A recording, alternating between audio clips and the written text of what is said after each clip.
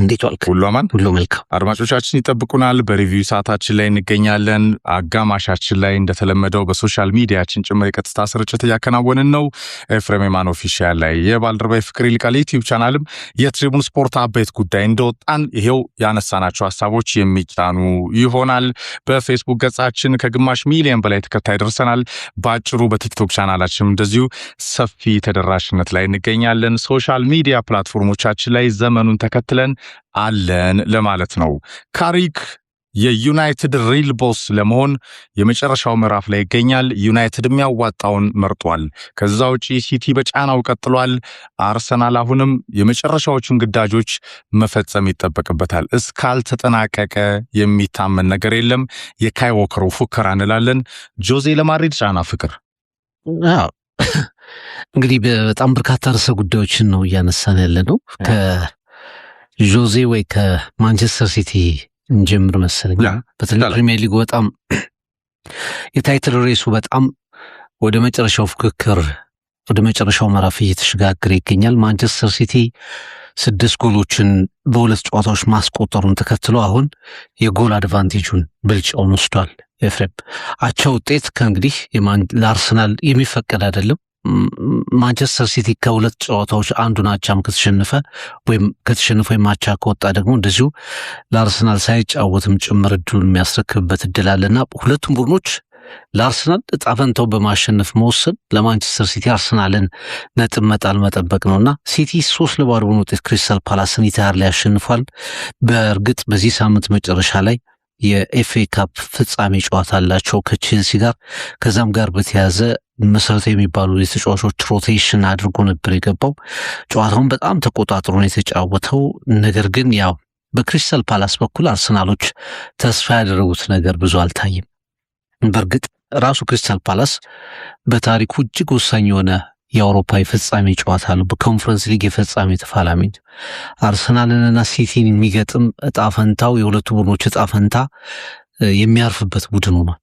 አርሰናል በርንሊን ካሸነፈ ሲቲ እንደገና በርንሞዝን የሚያሸንፍ ከሆነ የፕሪሚየር ሊጉ ሻምፒዮን የሚለየው በመጨረሻው ቀን ጨዋታ ነው። ሲቲ ከአስቶን ቪላ ሜዳው ላይ ኢትሃድ ላይ፣ አርሰናል ከሜዳ ውጭ ከክሪስታል ፓላስ ጋር በሚደረገው ጨዋታ ነው። ምን አይነት የፕሪሚየር ሊግ ድራማን የተመለከትነው! እስከ መጨረሻው 38ኛ ሳምንት ድረስ ፈጽሞ አሸናፊው ላይታወቅ የቻለ ምንም ነገር ሊፈጠርበት የሚችል ግን እጣ ፈንታ እድል በመድፈኞቹ እጅ የሚገኝ። ትናንት እንግዲህ ፊል ፎደን በጣም ወሳኙ ተጫዋች ነበር። አንቶኒ ሴሜኒዮ፣ ኦማር ማርሙሽ፣ በኋላ ደግሞ ሳቢኒዮ 3 ጎሎችን አስቆጠሩ። ፊል ፎደን አሲስት በማድረግ የተሻለ ሚና ነበረው። ማንቸስተር ሲቲ በቀላሉ የተቆጣጠረው ጨዋታ ነበር። 72% ኳስ ቁጥጥር ነበረው። ይሄ ውጤት አርሰናል ላይ ጫና እያሳደረን እንሄዳለን፣ እስከ መጨረሻው ዕጣ ፈንታችን እንሞክራለን ያለው የፔፕ ጓርዲዮላን አስተያየት የበለጠ ያጠናከረ ነበር ማለት ይቻላል። ትልቁ ክፍተቱ ቅድም አንተ ባስቀመጥከው ሀሳብ መስማሙ ስቲል እነዚህን ጨዋታዎች እያሸነፈ ፔፕ ጓርዲዮላ ስለ ሂል ዲኪንሰኑ የኤቨርተን ጨዋታ የሚያስብ ይመስለኛል። ያ ባይሆን ኖሮ ተስፋ የሚያደርገው ቡድን ነጥብ እንዲጥል አርሰናል ነበር ከኋላ። አሁን በጎል ዲፍረንስ የሚያገቡትን ጎል ስትመለከት፣ አጨራርሱን ስታየው ከዛች ሳይኮሎጂካሊ በጨዋታ ብልጫም ነጥብ እንዲጥሉ ከተገደዱበት የሂል ዲኪንሱ ኤቨርተኑ የመርሲሳይዱ ጨዋታ ውጪ ማንቸስተር ሲቲ በጥሩ ትራክ ላይ ነው ያለው። በሁለት ጨዋታዎች 6 ጎል ነው ያገኘው። አርሰናል ከዌስትሃም ጋር በነፍስ ውጭ ነፍስ ግቢ ነው 1 ጎል ያገኘው እና ይሄ መጨረሻው ሰዓት ላይ ምን ያህል የኤቨርተን ጨዋታ ኢምፖርታንት እየሆነ እንደመጣ መረዳት ትችላለህ። አርሰናል ከበርንሊ ጋር ነው የሚጫወተው። ከመጨረሻው በፊት ያለውን የመጨረሻ የሜዳውን ጨዋታ የሚያከናውነው ከበርንሊ ጋር ነው። ይሄ ጨዋታ ምን ውስጥ ገብቷል ብዬ አስባለሁ ኤፍሬም። የጎል ዲፍረንሱንም ጭምር ማካካስ አለበት አርሰናል። አሁን በጎል ተበልጧል በሲቲ። ይሄንን ጭምር ማካካስ አለበት። ምክንያቱም የመጨረሻው ያው ጨዋታ ላይ በአቻ ውጤት እንኳን ብታጠናቀቅ ጎሎች የሚታዩበት እድል ሊኖር ስለሚችል በርንሊ ላይ የማሸነፍ ጉዳይ ብቻ አይደለም ለመድፈኞቹ፣ የጎል ዲፍረንስ ማተር ሊያደርግ ስለሚችል ጎሎቹን በማስቆጠር ጭምር አርሰናል ብዙ ነገር እንዲያሳይ የሚጠበቅበት ጨዋታ እንዲሆን አድርጎታል። ሲቲ ቢያንስ እስከ መጨረሻው እንፋለማለን፣ የመጨረሻ ጣፈንታችንን እንጠብቃለን ያለውን የፔፕ ጓርዲዮላ ቃሉን ፈጽሞ አሁን ኳሱን እንደገና ወደ አርሰናል መጥቷል። የአርሰናል ሁሉም ጨዋታ የፍጻሜ ጨዋታ ነው። ይህ ሜንታሊቲን የሚጠይቅ ጨዋታ ነው። አሁን በድፍረት ያለ ፍርሃት ጎሎችን በብዛት በማስቆጠር በአግሬሽን እና ደግሞ ሜዳ ላይም ስለሆነ የምትጫወትበት ሰዓት ነው። አሁን ማይንድ ጌሞቹ እየበረቱ ነው አይተሃል አይደል? አሁን ደግሞ ከፔፕ የቀድሞ ተጫዋች እንደምን እንደጠቀስከው መጀመሪያ ከፔፕ ነበር ከሞኒዮ አይረንስ ለመዶሻዎቹ የተላለፈ መልእክት ነበር። መጨረሻ ላይ አርሰናል አይረኖቹን አቅልጦ ወጣ። አሁን ደግሞ በሶሻል ሚዲያ ዋንጫ ያሸንፉም ነው። አሁን ደግሞ ሌላ አይነት ማይንድ ጌም ተጀምሯል።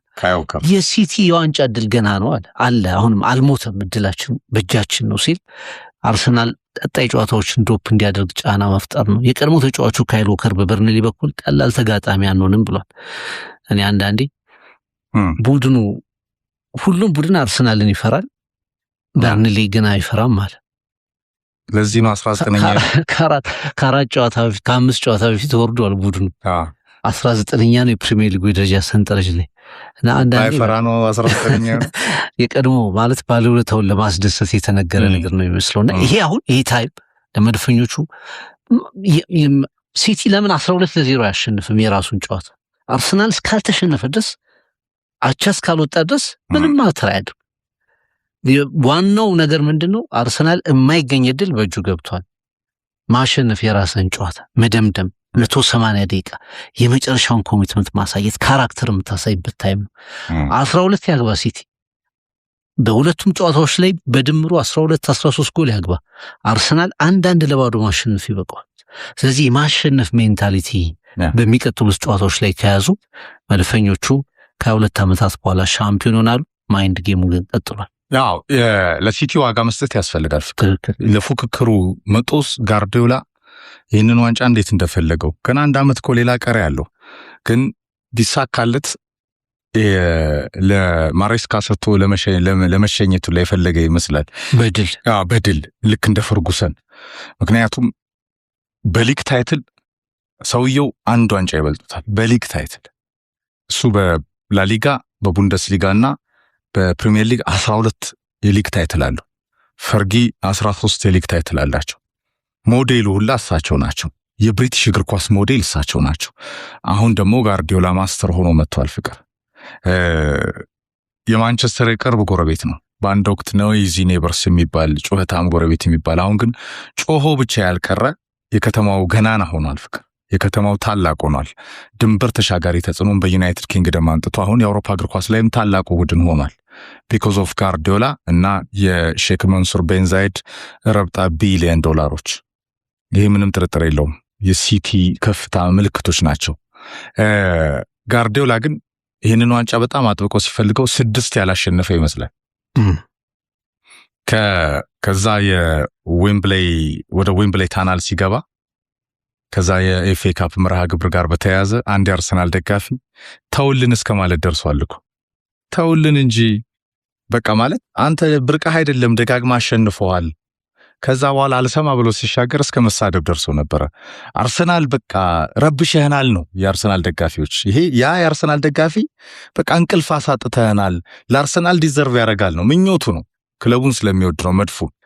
ግን አርሰናል በራሱ ቅኝት በጣም ዲዘርቭ የሚያደርገው ቡድን ሆኖ ቆይቷል፣ አላሳካም። ዘንድሮም ኢንዴንጀር ራሱን ከቶ ነበር አደጋ ውስጥ ፍቅር። ካንዴም ሁለቴ ያ የሰኞ ምሽት የኤቨርተን ጨዋታ ምናልባትም በመድፉ ወርቃማ ስኬት ታሪክ ውስጥ አብሮ የሚዘከር ሊሆን ይችላል። እንዳትጠራጠር ፍቅር። እሱ ሲቲ ኮምፎርታብል ነው ባለፉት 2 ጨዋታዎች ሲያሸንፍ፣ በጣም በምቾት ነው ያሸንፈው። ኦፍ ኮርስ የበርንማውዝ ጨዋታ ይጠበቃል ከፊቱ ያለው ከኤቨርተን ቀጥሎ በጣም የሚከብደው የሚባለው። ግን ማንቸስተር ሲቲና ቅኝቱ ትናንትና ለኤፍኤ ካፕ በማሰብ ጭምር ቤንች ላይ ያስቀምጧቸዋል። ዋናው ተጫዋች አካባቢ ቀይሩ። የዴቪዙ ስፋት ነው የምታየው። የአርሰናል መጨነቅን ስታይ በሁለቱ መካከል ያለው የሚዛን ልዩነት፣ ያኛው ልምድና ዋንጫዎችን ደጋግሞ አሸንፏል። ፑሽ እያደረገ ነው። አሁንም ፍቅር እየገፋ ነው። ያለ ሊጉ ውበት ሆኗል። ገናና ሊግ የሆነበት አንዱ ምክንያት እስከ 38 ሳምንት ለአርሰናል ከአንገት ለአንገት ከሲቲ መተናነቅ ብርቅ አይደለም። ግን ይለቃል፣ ለቋል። 266 ቀን መርቶ 6 ቀን ለመራው ሲቲ ለቆ ነበር። መልሶ እንደገና ሪከቨር አድርጎ አምጥቶታል። የኒውካስሉን ጨዋታ ስታየው 1-0 ሲያሸንፍ አርሰናል ተጨንቋል፣ ድኗልም። በዛ ጨዋታ ላይ ኒውካስሎች ያባከኑት ኳስ የፉላም ጨዋታ ላይ በጥሩ ኮንፈርት መጥቶ ነበረ። ያን ጌም በዌስትሃም ጨዋታ አልቀጠለውም። የዌስትሃም ጨዋታ እውነተኛ የሻምፒዮን ቡድን መልክ ሆኗል። አርሰናል ከነጭንቀቱ ከነህብ ስፕሪቱ ኦዴጋርድን ቀይሮ ጎል የፈለገበት ምክንያት ወዲያው ነገሮች ሲሳካ ጸንቶ የታገለበት ቫር አነጋጋሪው ጉዳይና የጋርዲዮላ የቃላት ጦርነት። ለምሳሌ ቫርን አላምነውም አለ። በቃ ምንም ነገር በቫር ጉዳይ ላይ አላምንም አለ። ፍቅር ትናንት ጆን ስቶን የነካው ነገር እንዴት ነበር? ከጎል አንጻር ቀመር ብትሰራ ዞር ነው ያዝ። በእጁ እኮ ነው የተፈጠፈው፣ ግን አልታየም ጭራሽ። ኦፍ ኮርስ 3-4-5 ሰከንድ ነበር የቀረው ጨዋታው ሊጠናቀቅ። አሁን ግን አንድ ጎል ጭምር ቀመር የሆነበት ሊግ ሆኗል ፍቅር። እና አርሰናል እንዴት ነው የዌስትሃምን ጨዋታ ያሸንፈው? እንዴት ነው የኒውካስልን ጨዋታ ያሸንፈው? ሲቲ በኤቨርተኑ ጨዋታ ላይ ከማሸነፍ በላይ ከፍቶ 3-0 4-0 ለማሸነፍ ልክ እንደ ትናንትናው ጨዋታ እንደ ፓላሱ ለመጫወት ሞከረ። ኤቨርተን አለርት ነው። እንዴት ወደ ማሸነፍ አምጥተውት ነበር 3-2 በዶኩ ተጋርሎ 3-1 ወጥቷል ፍቅር። እና አርሰናልን የሚያነቃ ደውል ሪል ተቀናቃይ ከጀርባ አለ፣ ፐርፌክሽን ተቀናቃይ ከጀርባ አለ። አርሰናል ቦታ ላይ ቢሆን እንደ አርሰናል አይሆንም ሲቲ። ግን የሲቲ ግፊት ለመድፉ ደውል ነው ፍቅር። አልተጠናቀቀም 180 ደቂቃ ለፋይናል በሽፍራፊ ሰከንዶች እንኳን ብዙ ነገሮች ይፈጠሩበት። አንዳንዴ በጣም ደካማ የምትላቸው ቡድኖች የማይታመን አይነት ተጋድሎ ያሳያሉ። ማንቸስተር ሲቲ ራሱ ከበርንሊ ጋር በከፍተኛ ነፍስ ግቢ ነው እኮ 1-0 ያሸንፉት። የመጀመሪያው አጋማሽ ላይ በርንሊ ጎል ማስቆጠር የሚችልበት አጋጣሚ ነበር። ለዛ ነው ፔፕ ጓርዲዮላ የማንቸስተር ሲቲ የዋንጫ ማደን አርሰናልን መከተል ገና ነፍሱ አልወጣም አለን በቃ እየተከተልን ነው የሚል መልእክት ማስተላለፍ የሞከረው። የቤት ስራን ትሰራለህ፣ ተስፋ ታደርጋለህ። ማንቸስተር መጀመሪያ አርሰናል ነበር፣ ዌስትሃምን አሸነፈ፣ ኳሱን ለሲቲ ወረወረ። ሲቲ ሪስፖንድ አደረገ ከጎሎች ጋር መለሰ። በ2 ነጥብ ርቀት ተቀመጣለሁ አለ። አርሰናል ሰኞ ይጫወታል ለበርንሊ ተመሳሳይ ምላሽ ሰጠ። ጨዋታው በበርንማውዝ ጨዋታ እንዲያልቅ ተስፋ ማድረግ ይችላል አርሰናል። በርንሊን ግን ማሸነፍ አለበት መጀመሪያ። ከዛ በኋላ ኳሱን መልሰ ለሲቲ ትሰጥና ሲቲ በርንሊ ላይ አቻም ሆነ ሽንፈት ካጋጠመው የፕሪሚየር ሊጉ ሻምፒዮን አርሰናል ይሆናል። ክሪስታል ፓላስ ሜዳ ሳያስፈልግ ያኔ ለድል ብቻ ነው የምትሄደው። አዌይ ደጋፊዎች ወደ መጨረሻው ጨዋታ የሚሄዱት። ስለዚህ ሁልጊዜ እድል እስካልተጠናቀቀው ድረስ አልተጠናቀቅም። እግር ኳስ ላይ ብዙ ነገሮች ሀፕን ያደርጋሉ። ራሱ ሚኬል አርቴታም የተናገረው ያንን ነው። ኤፍሬም ደጋግሞ የተናገረው የዘንድሮ ሲዝናችን በጣም አስደናቂ ነው፣ ሜንታሊቲያችን በጣም ድንቅ ነው፣ ከሽንፈቶች በኋላ የምናገግምበት እድሎቹን ሪከቨር ያደረግንበት መንገድ ድንቅ ነው። ግን እስካሁን በእጃችን ምንም ነገር አልገባም። በእጅ እስካልጨበጥከው ድረስ ምንም ነገር የለም። አሁን እንደ ፔፕ አይነት አሰልጣኝ ቅድም ያነሳው 6 የፕሪሚየር ሊግ ዋንጫ፣ 5 የኤፍኤ ካፕ ታይትል፣ ካራባኦ ካፖች በጋራ የአውሮፓ ሻምፒዮንስ ሊግ፣ የአውሮፓ ሱፐር ካፕ፣ ወርልድ ክለቦች ሻምፒዮና፣ አንድም የቀረው ታይትል የለም። እስቲል ግን እንደው በቃ በጣም በዝቅተኛ ውጤት የሚሰናበት አይነት አሰልጣኝ ረሃቡን ቁጭቱን ምኑ ስትመለከተው አርቴታን ነው የሚመስለው። ምንም ያላሸነፈ ያ አሰልጣኝ ብዙ ታክቲካል ኢኖቬሽኖችን ያሳየ፣ ብዙ ነገሮችን ያሳየ። ቻምፒየንስ ሊግን በድግግሞሽ አሸነፈ ባርሴሎና፣ እንደገና በማንቸስተር ሲቲ ያሸነፈ። ለዲቴይሎች በጣም የሚጨነቅ ይሄ አሁኑም ቡድን እኮ ስንት ነገር ተሰራበት፣ ስንት ውጣ ውረድ፣ ስንት ግራፍ አሳይ። 5 ጊዜ እኮ የተሸነፈበት አጋጣሚ፣ 5 ጨዋታዎች ማሸነፍ ያልቻለበት አጋጣሚ ነበር። አምና በተከታታይ 9 ወይም ቁጥሩን ረሳሁት ወይ 10 የሚደርሱ ጨዋታዎች ላይ ማሸነፍ ረስቶ ነበር፣ ተንገዳግዶ ነበር። ከዛ በኋላ በምን አይነት የተጫዋቾች ዝውውሮች ዲቴይሎች አሁን አሸናፊ ወደሆነ ቡድንነት እንዳመጣው መረዳት ይችላል። እና በዚህ ሰዓት ላይ ትልቁ አድቫንቴጅ ለአርሰናል ለኔ አሁንም የኤቨርተን ጨዋታ፣ እንደውም ጨዋታው ከተጠናቀቀ በኋላ ዝሆን ሎተሪው ጨዋታው ከተጠናቀቀ በኋላ አንድ እግር ኳስ ጻፊ ምን ብሎ ነበር? ቴርኖባሪ አርሰናል ዋንጫውን ሲያነሳ በለንደን ጎዳናዎች ላይ የተለየ ግብዣ ሊደረግለት ይገባል። እነዛ 2 ጎሎች ያስቆጠረው የኤቨርተን ኮከብ ተቀይሮ ገብቶ፣ ምክንያቱም የሱ ጎሎች ናቸው ልዩነቱ። እስካሁን ባለው ሁኔታ አርሰናልን ወደ መሪነት ያመጡት፣ ወደ ሻምፒዮንነት ያመጡት እነሱ ናቸው። አሁን ፕሬዠሩ ወደ አርሰናል መጥቷል። ማሸነፍ ምን ላይ እንደምትወድቅ ያሳይቷል። የምታገግምበት ወደፊት እንኳ የለም። ማሸነፍ ማስረከብ ነው፣ መሸነፍ ማስረከብ ነው፣ ማሸነፍ ዋንጫው መሳም። ስለዚህ ከፊክስቸር አንጻር አርሰናል በጣም እድለኛ ነው። ስቲል በቀሪ ጨዋታዎች የመሸነፍ ፖቴንሻል አለው። በወረቀት ላይ ብለህ የምትገምተው ማንቸስተር ሲቲ ነው። አዌ ከበርንማውዝ ጋር ይሄ ቡድን ለአውሮፓ ውድድር የሚጫወት ነው። ከተሸነፉ ቆይተዋል። ከ10 ጨዋታ በላይ ሽንፈት አላጋጥማቸው። በጣም ጠንካራ ቡድን ነው የኢራኦላ ቡድን፣ ሜዳው ላይ አስቸጋሪ ቡድን። ሌላኛው ተጋጣሚ እንደዚሁ ለአውሮፓ የሚጫወተው አስቶን ቪላ ነው። በእርግጥ የአስቶን ቪላ አሁን ከረንት አቋሙን ስታየው ትንሽ እያሽቆለቆለ መጥቷል፣ ግን ቀላል ተጋጣሚ አይደለም። የአርሰናል በንጽጽር በርንሌና ክሪስታል ፓላስ ቀላል ተጋጣሚዎች ናቸው። አንዱ ሆም ማች ነው የበርንሌ። ስለዚህ ይሄን እድል መጠቀም የአርሰናል ዕጣ ፈንታ ነው። አንድ የምታነሳው ትልቁ እንትን ትችት፣ ሌሎች ደጋፊዎች የሚሰጡት ትችት እንደ ሻምፒዮን ፑንዲቶች ዓመቱ ሙሉ ሲሉት የነበረው እንደ ሻምፒዮን እዚህ ውስጥ መግባት አልነበረበትም። እንዲህ አይነት አጣብቂኝ ውስጥ መድረስ አልነበረበትም። በቃ ደርሳል። ምን ደረሰ? ግን ቡድኑ ምንድን ይሄ ነገሮችን የሚቋቋም የማይፈተን ወደኋላ የማያፈገፍጉ ነው። የተፈጠሩለትን ድሎች ደግሞ ተጠቀመ። ለአርሰናል አንድና አንድ ጥያቄ ብቻ ነው ያለው፣ ማሸነፍ። ያንን ደግሞ ለማድረግ 180 ደቂቃ ብቻ ቀርቷቸዋል። ያው ከዚህ ጉዳይ ጋር በተያያዘ የመጨረሻ ሀሳብ እናድርገው፣ ወደ ካሬክና ማድሪድ እንሄዳለን። ፍቅር የሲቲ ስቲል ቢሊቭ ማድረግ፣ ማመን፣ ጸንቶ መግፋት ለአርሰናል ራሱን የቻለ በጣም ጥሩ ተቀናቃይ ከጀርባ ሲኖርህ ይቅርታ የማያደርግልህ የፐርፌክሽኒስት አይደለ? ፐርፌክሽኒስት ነው የሚባለው ጋርዲዮላ። ያውም የሲቲ ጸጸት የመርሲሳይዱ ጨዋታ ያ በጣም የሲቲ ጸጸት ለኔ የሚሆን ይመስለኛል። ጌም ፕላኑ በጣም ታክቲካል ሆኖ መሪነቱን ይዞ ለመቀጠል የኤቨርተንን የዲፌንሲቭ አፕሮች ማኔጅ ያደረገበት መንገድ፣ ሰከንድ አፍ ላይ ከፍቶ በመጫወቱ ኤቨርተን ወጥቶ ጎል እስከ ማስቆጠር ደርሶ መራ፣ ታግሎ እስከ መጨረሻዋቸው ያወጣበት ፐርፌክት ለመሆን በጣም ጥረት የሚያደርገው ጋርዲዮላ ይከተላል። ክሎፕን ከአንዴም 2 3 በተለየ መንገድ በተለይ ካሸነፋቸው 6 ዋንጫዎች 2 ዋንጫዎች ሊቨርፑል መጨረሻው ምዕራፍ ድረስ ሄዶ የመጣ ነው። አርቴታም ያንን አድርጓል። ፍቅር ክሎፕ 2 ዋንጫ እንዳሸነፉ ነው የሚሰማኝ፣ ያምናውን ቡድን የሳቸው ስለሆነ። አርሰናል ግን ስቲል እንዳላሸነፈ ከመቼውም ጊዜ በላይ ግን ቀርቧል። አሁን መርሃ ግብሩ ያግዘዋል፣ በእጁ ይገኛል። መልሶ ለ3ኛ ጊዜ ሲቲን ላለመጋበዝ ቆርጦ እንደተነሳ የዌስትሃሙ ጨዋታ ማሳያ ነው።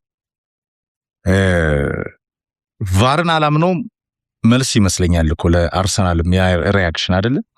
እውነተኛ የሻምፒዮን ቡድን መልክ አርሰናል ኮሌክቲቭሊ እንዳለው ማሳያ ራያ የቫር ውሳኔ የአርሰናል ግዳጅ አይደለም፣ የአርሰናልም ጉዳይ አይደለም፣ ለአርሰናሎች የተፈቀደም አይደለም። እንደዛ ለመወራት ጥረት ተደርጎ ነበረ፣ ግን አያስኬድም። ብዙ ስተት ነው፣ ፋውል ነው፣ ግልጽ ፋውል ነበረ አይገለው ከዛ በላይ። ነገር ግን እንደዚህ አይነት ደግሞ የጨዋታ እንቅስቃሴዎችን መድፉ ለሊጉ ክለቦች በደንብ አሳይቷል። ቫር ወጥነት የለውም። ባለፈው ያነሳነው ሐሳብ ነው። ገና ሊቀጥል ይችላል ልፈልጌ ነው። በቀጣይም ቫር ራሱ እንደ ሻምፒዮን ቡድን ሊጫወት ይችላል በሁለቱ ቀሪ ጨዋታዎች ላይ። ሲቲ ከቼልሲ ኤፍኤ ካፕ መርሃ ግብር አለው እሁድ ፍቅር ከወደ በዊምብሌይ። ከዛ ሰኞ አርሰናል ይጫወታል ከበርንሌይ። ካይ ዎከር ፎክሯል፣ የሚሆነው ማየት ነው። ከዛ ሲቲ በሳምንቱ አጋማሽ ቀጣይ ሳውዝ ኮስት ላይ ከበርንማውዝ ይጫወታል። የሲዝኑ ፍጻሜ ከቪላ ይሆናል ኢታድ። አርሰናል በፓላስ ሜዳ ይጫወታል። ትናንትና በርቱልን የሚል ይመስላል ጋርዲዮላ 3-0 ካጠጣቸው በኋላ ፓላሶችን እያቀፈ ነው የወጣው። ፍቅር ያዙልን ነው የሚመስለው። አርሰናል እንደው 4-0 ነው ያሸንፈው። ኤግዛክትሊ ይሄን ዴሊቨር ማድረግ እንጂ የጋርዲዮላ መጫን ማመን መግፋት አርሰናልን ቀጥሏል። ያዙልን ነው የሚመስለው፣ ግን አርሰናል በእጁ ነው አሁን የሚገኘው። እውነተኛ ሻምፒዮን ቡድኖች ደግሞ ሁሉን ነገር ሆነው መገኘት ያስፈልጋልና ኢንዱን አስቀጥሎታል። በየትኛው መንገድ ግን አርሰናል ያን ከፍታ ለማግኘት አሁንም የሊጉ ውበት ሆኖ ለማጠናቀቅ እስከ መጨረሻው ጽናቱን የለፋበትን መንገድና ማሸነፉን ይዞ ከሚገባው ክብር ለመድረስ መጓዝ ያስፈልጋል። እናያለን። የካይ ዎከር ፉከራ፣ የበርንሊ ሪያክሽን፣ የመድፉ ምላሽ፣ ከጎል ጋር የመድፉ ምላሽ፣ አት ኢንድ ፓላስ ሜዳ ላይ የሚኖረው ምላሽ፣ በበርንማውዝ ጨዋታ የማይሸነፈው በርንማውዝ ሜዳው ላይ ሲቲ ምን አይነት ሪያክሽን ይኖረዋል? የጌም መደራረብ ራሱን የቻለ ተጽዕኖ ለሲቲ ያለው። በሁሉ ነገር አርሰናል እድለኛ ነው ዘንድሮ ፍቅር ከጥንካሬው ባሻገር ያንን በአግባቡ አጠናቆ ቻምፒየንስ ሊግን ደግሞ ማሰብ ያስፈልጋል። የኦነሪ ማሳብ ነው። አልደሰትም ብሏል። እስከ መጨረሻው ዋንጫውን እስኪይዝ ድረስ የቡድን አልደሰትም ብሏል። ምን ያህል እንደተሰቃየ ማሳያ ነው። ኮፍክ በፕሪሚየር ሊጉ ቀላል የምትለው ጨዋታም ደግሞ ስለሌለ አርሰናልም ያስጨንቃል። አዎ የአርሰናል አመጣ ነው የምታሽ ራሱ እንትኖችን ኢንቫይት ያደርጋል፣ ጭንቀቶችን ኢንቫይት ያደርጋል። በፕሪሚየር ሊጉ አሁን በርንሌ ምንም የሚያጣው ነገር የለም። በቃ ገሎም ይሞት ኦሬዲ በቃ እጣ ፈንታው ላይ ምንም የሚጨምረው ነገር የለም። 4-0 ቢያሸንፍ ገጽታ ብቻ የሚገነባበት ለሲቲ ለሳይትሉ እንዲያደረገ ብለህ ስሙን ለፕሪሚየር ሊጉ የሆነ ነገር የሚያስቀምጥበት እንጂ ከውጤት አንጻር ለበርንሊ ምንም አስፈላጊውም ጨዋታ አይደለም። ግን ሊጉ ውስጥ እንዲህ አይነት ጨዋታዎች በጣም ከባድ ናቸው። በእርግጥ አርሰናል ይከብደዋል የተባለውን በወረቀት መርሃ ግብር እውነተኛ ከብዶት የሚያጠናቀቀው ጨዋታ የዌስት ሃሙ ነው፣ ኢስት ለንደን የነበረው ጨዋታ። ግን የበርንሊው ጨዋታ ደግሞ የተለየ ስሜት ይሆናል። አንደኛ ለእኔ ማንቸስተር ሲቲም የሆነ ደረስኩ የሚልበትን እድሉን በመጨረሻ ጨዋታ ዝቅ ታደርግበታል። በርንሊን ካሸነፍክ የሲቲ እና የበርንማውዝ ጨዋታ አርሰናሎች በተለየ ሁኔታ ነው የሚጠብቁት። በርንሊ ለእኔ ለአርሰናል 100% በጎሎችም ጭምር ማሸነፍ ያለበት ጨዋታ ነው። ማሸነፍ ወደ ቴብል ማምጣት የለባቸው። የማሸነፍ ጉዳይ ለድርድር አይበቃም። ለአርሰናል ጎሎቹን ጭምር ማስቆጠር አለባቸው። የመጨረሻው ጨዋታ ወይ ነው፣ የሲቲ ጨዋታ ሆም ማች ነው። ስለዚህ በጎሎችም ጭምር ነው ማሸነፍ። ወደ ድሮ ከመጣ የመጨረሻ ጨዋታ ለአንድ አለዛ እንደባለፈው ማሸነፍ እንደባለፈው ኢማጂን አሁን የመጀመሪያዎቹን 20 ደቂቃዎች ጎል ማስቆጠር ስላልቻለ ነው አርሰናል የተሰቃየው ዌስት ሃም ጨዋታ ላይ። ጨዋታውን በጊዜ መግደልም ጭምር የሚያስፈልግበት ነው። ስንቀርብ በሁሉ ጨዋታችን ላይ በዝርዝር የተለየ ነገር እናነሳለን። ስለማይክል ካሪክ እንንደርደርና የሚያዋጣውን ውሳኔ በደንብ ተንደርድር ያለው ፍቅር መሆን ያለበት ዩናይትድ ወስኗል ወይ ነው ትልቁ ጥያቄ። ቀርቧል። የማኔጅመንት ድጋፍ ያለው ይመስላል። የማኔጅመንት ድጋፍ አለው። ትናንትና ሮማኖን ጨምሮ ፋብሪዚዮ ሮማኖ ታማኝ ምንጮች ይዘውት በወጡት መረጃ የዩናይትድ ቦርድ፣ የዩናይትድ ተጫዋቾች፣ የዩናይትድ ደጋፊ፣ አጠቃላይ የዩናይትድ ስቴክሆልደሮች ከካሪክ ውጭ ምርጫ እንደሌለ ተማምነዋል። ይሄ ምንም እኮ ለጥያቄ ባይተማመኑስ ምን ሊሆኑ ነው? ይሄ ነው ጥያቄ። ትልቁ ጉዳይ እንግዲህ ማንቸስተርን በተለየ ሁኔታ ከሚያውቁ ከሚረዱ ተጫዋቾች አንዱ ሆኑ መቼም በቆይታው ተመልክተናል። ከ10 ዓመት በላይ ማንቸስተር ዲኤንኤ በውስጡ የሆነ ከሰር አሌክስ ፈርጉሰን ጋር ዋንጫዎችን ያሳካ የማንቸስተርን ካልቸር ጫናውን ክለቡ የሚፈልገውን ነገር ኦልትራፎርድን ድባቡን አዌይ ጨዋታዎችን በደንብ በተጫዋችነትም በአሰልጣኝነትም ከሚያውቁ ተጫዋቾች መካከል አንዱ ነው። ያንን የሚያሟሉ ብዙዎች አሉ እንኳ ብለህ ትክ ብታደርግ ውጤቱ ደግሞ እድል ተሰጥቶት ያመጣው ውጤት ከዚህ በላይ ምን ማድረግ ይችላል? ሲመጣ ዩናይትድ በጣም የሚታገል ቡድን ነበር። አሁን ቻምፒየንስ ሊግ ተሳታፊነቱን በቀላሉ እንዲያረጋግጥ የሚታገል ነው የሚንደፋደፍ የሚታገል ይሻላል። ማንኛውም 7ኛ ወደ 3ኛ አምጥቶታል። ኢንትሪማ ማናጀር ሆነ እንደዚህ አይነት ካሪክ ያላሸነፈው ቶፕ 6 ውስጥ ያለ ቡድን ሁሉ ሻምፒዮኑ የሚሆነው አርሰናል ከሆነም ሲቲ ቀጥሎ ያሉትን አስቶን ቪላ፣ ቼልሲ፣ ሊቨርፑል፣ ቶተናም የትኛውን ቡድን ከሱ በላይ ያሉትን ቡድኖች ቶተናም በቶፕ 6 አይደለም በድሮ እና የቶፕ የምትላቸውን ቲሞች አሸንፏል። የቻምፒየንስ ሊግ ኳሊፊኬሽን አሳክቷል። ከዛ ውጭ ትልቁ ጉዳይ ተጫዋቾች ምን አሉ ደግሞ አሁን በቀጥታ አሰልጣኞችን ኢቫሉዌት የሚያደርጉት ውጭ ያለው ሰው ምናልባት ውጤቶቹን አይቶ ነው ኢቫሉዌት የሚያደርገው። በዛ መቼም ውጤቱ ይናገራል። መዋሸት አትችልም። ውስጥስ ተጫዋቾችን ስትል ደግሞ ካዝሜሮን ጨምረህ ብሩኖ ፈርናንዴስ፣ ኮቢ ማይኖ እያንዳንዱ ተጫዋች ሊደርሺፑን በደንብ አፕሪሺየት አድርገው ነው የሚያወሩት። እንዴት ያንን መልበሻ ክፍል እንደተቆጣጠረው ድባቡን እንደቀየረው ማረዳት ትችላለህ። ብዙ ትችቶች ነበሩበት። በእርግጥ ትንሽ ኤክስፒሪየንስ ነው ያለው ሚድልስብሮ። ማንቸስተር በትንሽ ውጤት ማንቸስተርን ሊሸውደው ይችላል። እንደ ሶልሻየር የሾርት ተርም አሰልጣኝነት ማለት ይሄ ኢንትሪም የጊዜ አሰልጣኝነትና ለረጅም ጊዜ አሰልጣኝ መሆን በጣም ይለያያል። ትልቅ ጥያቄ ነው እና አይሆንም የሚሉ ሀሳቡ ራሱ ከጓደኞቹ ጭምር በተለይ አብረውት ከተጫወቱ ጭምር ከፍተኛ ካምፔን ነበረበትና ምናልባት ዩናይትድ 2 ልብ ቢሆን እንደሚል ጥያቄዎች ሲነሱ ነበር። አሁን ግን የሚሰሙ ዜናዎች የማንቸስተር ቦርድ ከካሪክ ጋር ለመቀጠል የወሰነ ይመስላል። ምርጫ የለውም፣ እድለኛም ነው።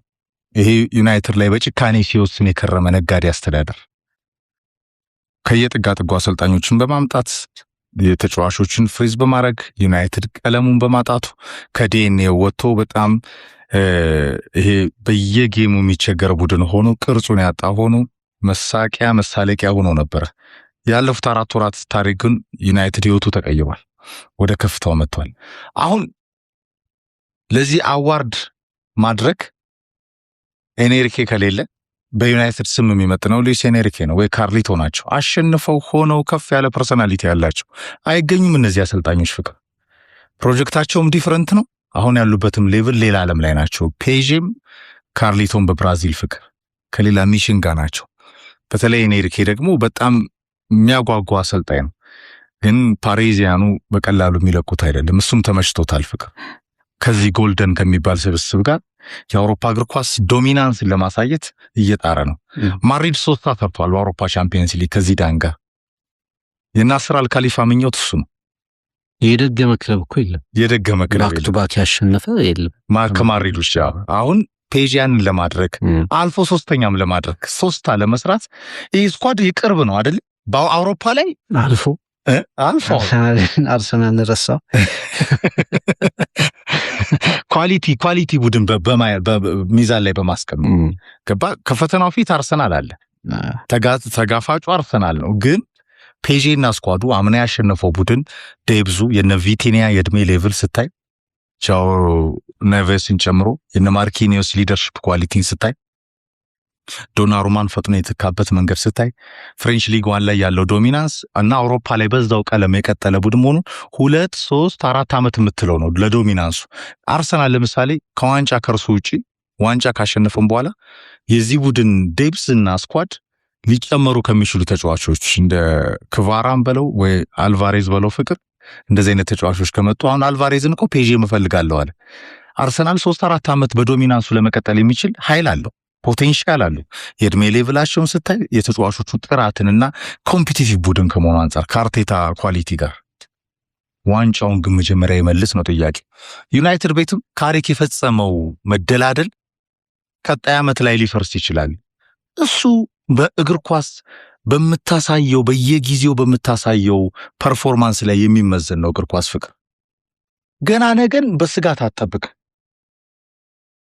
ወደ ክለቡ በጣም ቅርብ ከሆኑ ሰዎች መካከል አንዱ ነው። ዩናይትድን ጠንቅቆ በመረዳቱ ነው ካሪክ ምንም ነገር በራሱ ቅኝት ውስጥ ተጫዋቾችን ሳያመጣ ያለውን ነገር አስተካክሎ ሪሶርስ እንዳለው እንደ ማይኖ አይነት ተጫዋቾችን ደግሞ ወደ ከፍታቸው ዳግም ያመጣ።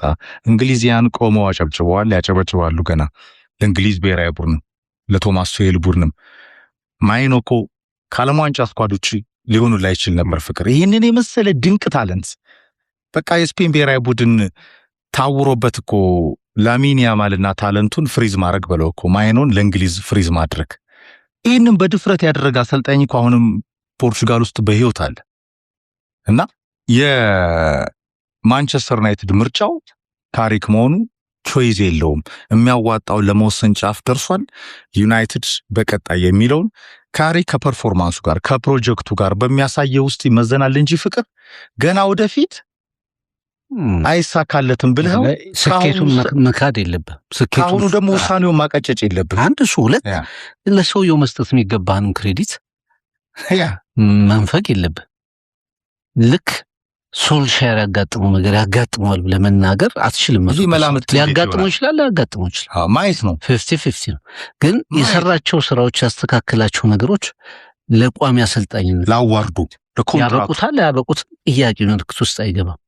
ምክንያቱም ለሌሎች ይህንን ሲያሳዩ ከተሰጣቸው እሱ ይህን ሲያሳይ ለምዶት እድል የሚነፈገው ምንም ላላሳዩት እኮ ተፈዛፍል። ስለዚህ ከየትም መተው ውሳኔው ላይ እኔ እንደውም ባይወስን ማንቸስተር ማርቲን ካሪክን ቋሚ አሰልጣኝ ሳያደርግ ሌላ አሰልጣኝ ቀጥሮ ያ አሰልጣኝ ፌል ቢያደርግ የሚኖረው እንትን መንገራገጭ የበለጠ ከፍ ያለ ይመስለኛል። ሪያል ማድሪድም እንደዚሁ በተመሳሳይ የአሰልጣኝ ቀውስ ውስጥ ገብቷል። ጆዜ ሞሪኖ ፍሎሬንቲኖ ፔሬዝ እያሰቡ ይገኛሉ። ፔሬዝ መጥተዋል። ኤፍሬም አሁን እንግዲህ ሁሌ ማድሪድ ክራይሲስ ውስጥ ሲገባ ከፊት ይመጣሉ ፍሎሬንቲኖ ፔሬዝ። ያለፉት 2 ዓመታት ለማድሪድ ያለምንም ትልቅ ዋንጫ ያጠናቀቀው በቻምፒየንስ ሊግ በዶሜስቲክ ሊጎች ላይ ማድሪድን ሳይመስል ያጠናቀቀበት። ያ ብቻ አይደለም፣ ዲሲፕሊን ከክለቡ ጠፍቷል። ኢንዲቪጁዋል ተጫዋቾች ኮከቦች እንደ ቪኒሲየስ ጁኒየር፣ ኪሊያን ምባፔ፣ ጁድ ቤሊንግሃም፣ ሌሎችም ተጫዋቾች የማይታረቁ በቃ ለመግራት ከባድ የሆኑ እስከ ድብድብ የሚገለጥ ማድሪድን የማይመስል ካራክተር ነግሷል እና በዚህ መሃል መንታው መንገድ ላይ ፍሎሬንቲኖ ፔሬዝ ብቅ ብሎ አነጋጋሪ መግለጫ ሰጥተዋል። ከእሳቸው ንግግር ቀጥሎ የሚመጡት ሰው ደግሞ በስፔሻል ዋን ጆዜ ሞሪኖ ይሆናሉ እየተባሉ ይገኛሉ። ከ2010 እስከ 2013 በማድሪድ ነው። ከዛ 2014 ጀምሮ ሪያል ማድሪድ ቻምፒየንስ ሊግን በተከታታይ አንስቷል። ያንን የበላይነት የሰራሁት እኔ ነኝ ይላሉ ጆዜ። ምክንያቱም 3ቱንም ዓመት ሰሚፋይናል ላይ ነው የተሰናበቱት። ላሊጋውን በ100 ነጥብ አሳኩ። ያንን ድንቅ ቡድን ከሰሩ በኋላ ተሰናበቱ። በ3ኛው ዓመት ላይ ተሰናበትኩ አይሉም እሳቸው። ኦንሊ ማናጀር ይላሉ። ከማድሪድ ያልተሰናበትኩት አሰልጣኝ እኔ ነኝ፣ በክብር የወጣሁት እኔ ነኝ ይላሉ። ከዛ ቀጥሎ 2014 ላዴሲማን አሳካ።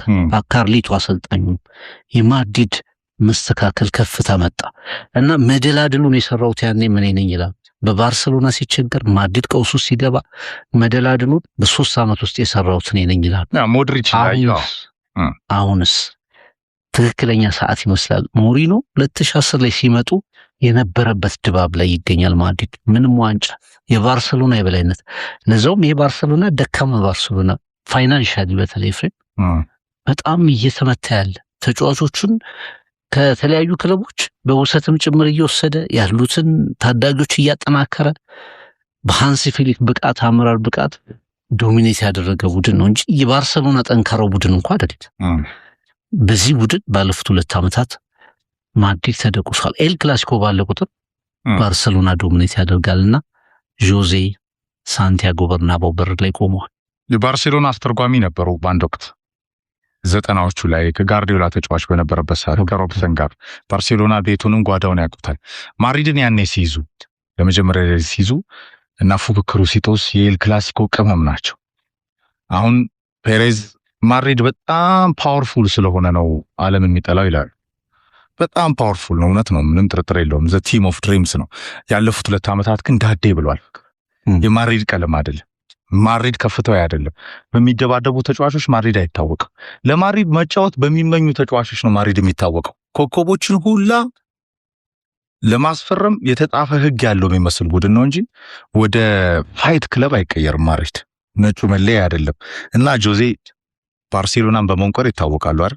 አሁንም የመጀመሪያው ፕሬስ ኮንፈረንስ ላይ የሆነ ነገር ማለታቸው አይቀርም። በአንድ ወቅት የተናገሩት አስታወስክ? ባርሴሎና አሉ በህይወት ዘመኑ በጣም አንድ ሱስ ብቻ ነው ያለበት አሉ። አደገኛ ሱስ አለበት አሉ። ምንድነው ሲባሉ ላሊጋ ማሸነፍ፣ ቻምፒየንስ ሊግ ማሸነፍ የበላይ መሆን አይደለም፣ ሪያል ማድሪድን የመጥላት ሱስ። አዲክሽኑ ማድሪድን መጥላት ነው። አሁን ፔሬዝ ፕሬስ ኮንፈረንሱ ላይ የተናገሩት ነው። በነገራችን ላይ በቀጥታም ሆነ በተዘዋዋሪ ፍቅር ምንድነው የላሊጋ ዳኞች ላሊጋ ማድሪድ የራሱ ሜዳ ላይ ያላስተካከለው ብዙ ነገር አለ። ትልቁ ቡድን ያለፉት 2 ዓመታት ባርሴሎና ነው። ካታሎኒያኑ ተመልሰዋል። ፍቅር እኔ ፍሊክ ጀርመኒ አሰልጣኝ ከላማሲያ ከመጡ ድንቆች ጋር ባርሴሎናን ወደ ከፍታው አምጥተዋል። አውሮፓ ላይ ነው ያልተሳካላቸው። ፍቅር በከፍተኛ ችግር የፋይናንስ ቀውስ ውስጥ ይያሉ። ለዛውም ያው በከፍተኛ የፋይናንስ ቀውስ የባንክ ዕዳ በብዙ መልኮች ውስጥ ነው እንኳን ባርሴሎናን ወደ ቀለሙ አምጥተዋል። ቅርጹን ጠብቆ የማንም ጡረተኛ መሰባሰቢያ ሆኖ ነበረ ሃንስ ፍሊክ ሳይመጡ። ላሚን ያማልና የላማሲያ ፈርጦች ግን ባርሳን ቀይሮታል። ማድሪድ ደግሞ በንዴት ጦፏል። ባርሴሎና ከፍ ሲል ማድሪድ ትንቀጠቀጣለች። ፍቅር ይህ ከጀነራል ፍራንኮ ዘመን ጀምሮ የነበረ አብዮት ነው። አሁን ጀነራል ፍራንኮ የለም፣ ማድሪድ ግን ጀነራል ፍራንኮ አለው ይላሉ። ፍሎሬንቲኖ ፔሬዝ ይባላሉ። ማድሪድን በየትኛው መንገድ መልሰው ከፊት ለማድረግ የቡድኑ አሰልጣኝ ሆነው የመጡት አሁን እሳቸው ናቸው። መልበሻ ክፍል ከባቫሪያኑ ጨዋታ በፊት ፍቅር ገቡና 500,000 ዩሮ ቦነስ ለእያንዳንዱ ተጫዋች ቃል ገቡ። ከማንቪጋ ገደል ከተተው። በዛ ጨዋታ 90 ደቂቃው እንዳለቀ መልበሻ ክፍል ገቡ። እንደገና አርዳ ጉላርን ብቻ ውጣ አሉት። ሌሎቹ ተቀምጠዋል። እሱ ነው ፐርፎርም ያደረገው። ስለዚህ ካንተ ውጪ እናንተ ለማድሪድ የሚመጥነውን ነገር አላሳያችሁም፣ ታሳፍራላችሁ ብለው ነው የወጡት። አብዮቱን ጀምረዋል። ሰውየው የጋላክቲኮ አቀንቃይ ናቸው። በሶስተኛው ዘመን የሚፎካከረ ካለ ምርጫ አዘጋጃለሁ ብለዋል። ፍቅር እኒህ ሰው ማለት እኮ ሐምሌ 14 2000 ምናምን መጀመሪያ ላይ ሉዊስ ፊጎ የሚባል የባርሴሎና ተወዳጅ ተጫዋች ሪያል ማድሪድ ይደርሳል ከመረጣችሁኝ ብለው ያደረጉ ሰው ናቸው።